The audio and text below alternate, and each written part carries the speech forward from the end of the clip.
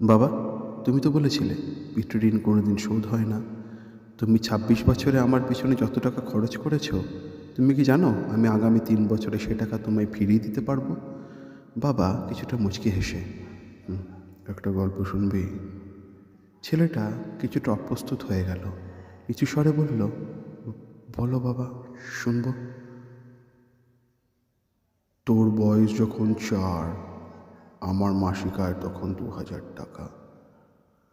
ওই টাকায় সংসার চালানোর কষ্ট বাড়ির কাউকে কখনো বুঝতে দেইনি।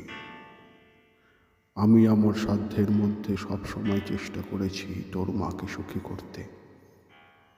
তোকে যেবার স্কুলে ভর্তি করলাম সেবারই প্রথম আমরা দুজন, আমি আর তোর মা, পরিকল্পনা করেছি আমরা তোর পড়ার খরচের বিনিময়ে কী কী ত্যাগ করব। সে বছর তোর মাকে কিছুই দিতে পারিনি আমি।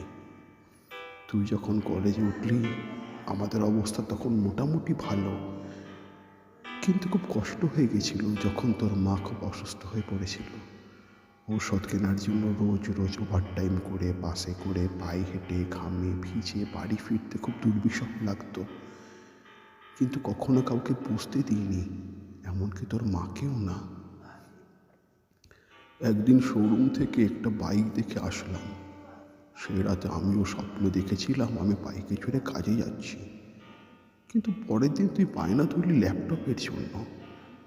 তোর কষ্টে আমার কষ্ট হয় বাবা। আমি তোকে ল্যাপটপটা কিনে দিয়েছিলাম। আমার তখনকার ১ টাকা, তোর এখন ১ পয়সা। কিন্তু মনে করে দেখ, এই ১ টাকা দিয়ে তুই বন্ধুদের নিয়ে পার্টি করেছিস, ব্র্যান্ড নিউ মোবাইলে হেডফোন কানে লাগিয়ে সারা রাত গান শুনেছিস, পিকনিক করেছিস, ট্যুর করেছিস, কনসার্ট দেখেছিস। তোর প্রতিটা দিন ছিল স্বপ্নের মতো। আর তোর ১০০ টাকায় আমি এখন সুগার মা পাই। জানিস আমার মাছ খাওয়া নিষেধ, মাংস খাওয়া নিষেধ। কি করে এত টাকা খরচ করি বল? তোর টাকা নেই তাই আমি কল্পনার হাট বসাই। সে হাটে আমি বাইক চালিয়ে সারা শহর ঘুরে বেড়াই, বন্ধুদের নিয়ে সিনেমা দেখতে যাই, তোর মায়ের হাত ধরে তাঁত মেলায় ঘুরে বেড়াই। বাবারা নাকি খারুস টাইপের হয়, আমিও আমার বাবাকে তাই ভাবতাম। পুরুষ থেকে পিতা হতে আমার কোনো কষ্ট হয়নি, সব কষ্ট তোর মা সহ্য করেছে। কিন্তু বিশ্বাস কর, পিতা থেকে দায়িত্বশীল পিতা হওয়ার কষ্ট একজন পিতাই বোঝে। যুগে যুগে সর্বস্থানে মাতৃবন্দনা হলেও পিতৃবন্দনা কোথাও দেখেছিস? পিতৃবন্দনা আমি আশাও করি না। সন্তানের প্রতি ভালোবাসা কোনো পিতা হয়তো প্রকাশ করতে পারে না, তবে কোনো পিতা কখনোই সন্তানের প্রতি দায়িত্ব পালনে বিচ্যুত হয় না। আমি তোর পিছনে আমার যে কষ্টার্জিত অর্থ ব্যয় করেছি তা হয়তো তুই ৩ বছরে শোধ দিতে পারবি, কিন্তু যৌবনে দেখানো আমার স্বপ্নগুলো, যে স্বপ্নের কাঠামোতে দাঁড়িয়ে তুই আজ তোর ঋণ শোধের কথা বলছিস, সেই স্বপ্নগুলো কি আর কোনোদিন বাস্তবে রূপ পাবে? আর যদি বলিস বাবা আমি তোমার টাকা না, তোমার ভালোবাসা তোমায় ফিরিয়ে দেব, তাহলে বলবো বাবাদের ভালোবাসা কখনো ফিরিয়ে দেওয়া যায় না।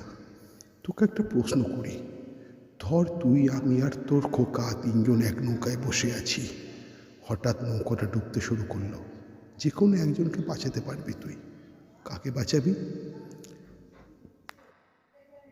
ছেলেটা হাজার চেষ্টা করেও একচুল ঠোঁট নাড়াতে পারছে না। উত্তর দিতে হবে না, ছেলেরা বাবা হয়, বাবা কখনো ছেলে হতে পারে না। পৃথিবীতে সবচেয়ে ভারী জিনিস কি জানিস?